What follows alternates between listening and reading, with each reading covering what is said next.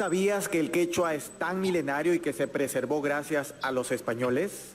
Entérate en esta historia. El Perú es rico por su diversidad y por su legado cultural, pero también es rico por el patrimonio. Parte de ese patrimonio es el quechua, plasmado y preservado por el fraile español Domingo de Santo Tomás en el Virreinato del Perú.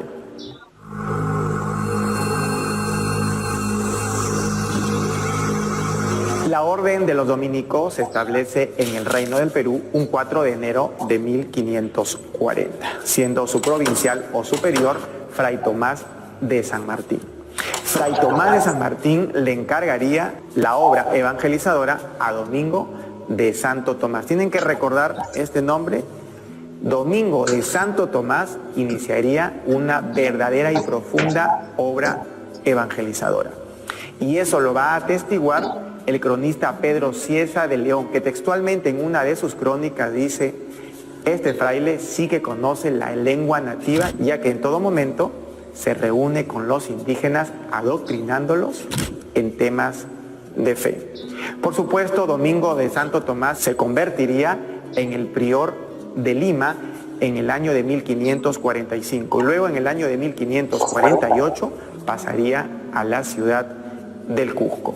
Domingo de Santo Tomás viajaría a España y en el año de 1560 en Valladolid imprime dos obras importantísimas. La primera, Arte General de las Lenguas de los Reinos del Perú, y la otra obra sería el Lexicon o Vocabulario de las Lenguas del Perú, llamada Quichua. Y precisamente es Fray Domingo de Santo Tomás que pondría el nombre quechua a la lengua indígena. Así lo confirma también el investigador e historiador Raúl Porras Barrenechea. La gramática de Fray Domingo de Santo Tomás es de vital importancia porque recoge los primeros conocimientos de la lengua inca. La riqueza histórica de estos escritos se logra porque fue realizada cerca a la época del Incario. Y vamos a conocer en su vocabulario las partes administrativas y funciones culturales y artísticas en el imperio del Tahuantinsuyo. En otras palabras, esta lengua que solamente era oral llega a fijarse en una gramática escrita realizada por el dominico español Domingo de Santo Tomás. El quechua, conocida también o llamada como runacimi o runachimi, y este término prefieren algunos estudiosos o investigadores usarla porque dicen que es el más genuino, pero es totalmente equivocada porque el término runacimi también lo determinan los españoles para diferenciar las lenguas indígenas frente a la lengua del castellano. Hasta ese momento se le llamaba a esta lengua quichua, pero es en el año de 1616 que Alonso de Huerta la cambiaría por quechua en su obra Arte General de la Lengua Quechua de los Reinos del Perú.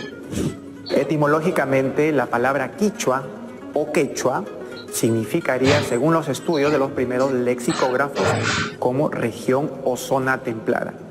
Pedro Cieza de León recogería en sus crónicas que eran los señores que pertenecían a Andahuaylas, Chumpihuilcas y Yanaguara, y también a otros grupos que habrían venido de la costa. Todos ellos hablaban el quechua.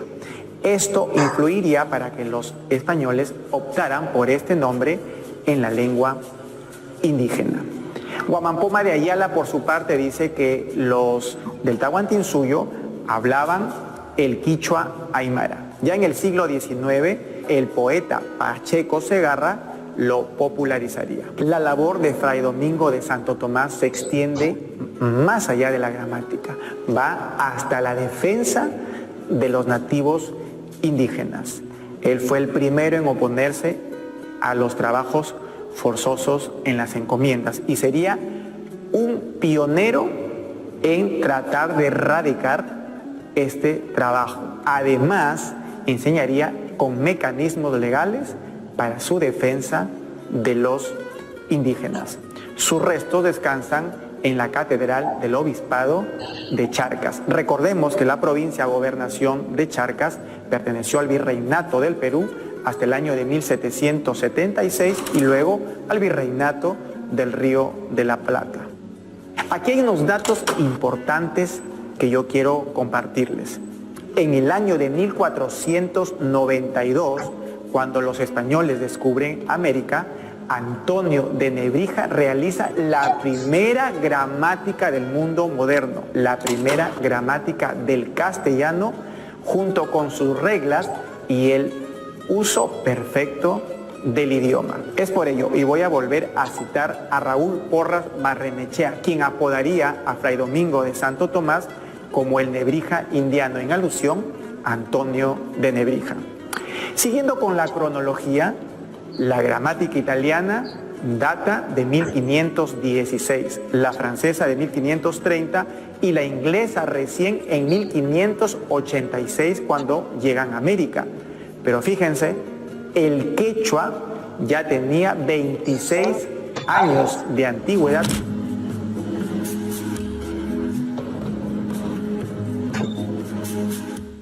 Los misioneros españoles, aprendiendo las lenguas nativas, lograrían preservarlas para la posteridad.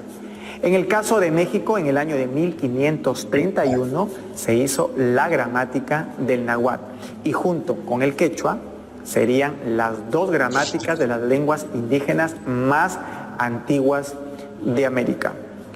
Aquí hay un punto muy importante. En el año de 1585, Antonio Ricardo lograría imprimir el primer libro en el Perú. Recuerdan que hablamos de la imprenta en el Perú y eso lo pueden ver en los videos de la galería. Este primer libro serían Doctrinas Cristianas, hecha en aymara y en quechua. Otro dato interesante es que Felipe II, el emperador español, daría la orden de dictar cátedras en las universidades, en el caso de Lima, en la San Marcos y también en México, en las lenguas nativas. Un hito sin parangón en la historia de los imperios del mundo. Gracias a la preservación y a la gramática que hicieron los españoles, hasta el día de hoy, la lengua está vigente, el quechua está más vivo que nunca. Y gracias a los españoles se pudo obtener esta gramática con el alfabeto hispano. Frente a todo este relato, no se podría hablar de un genocidio cultural. Al contrario, un florecimiento cultural. Recuerda que tú y yo siempre entramos en la historia. Cuyayqui, Perú. Te quiero, Perú.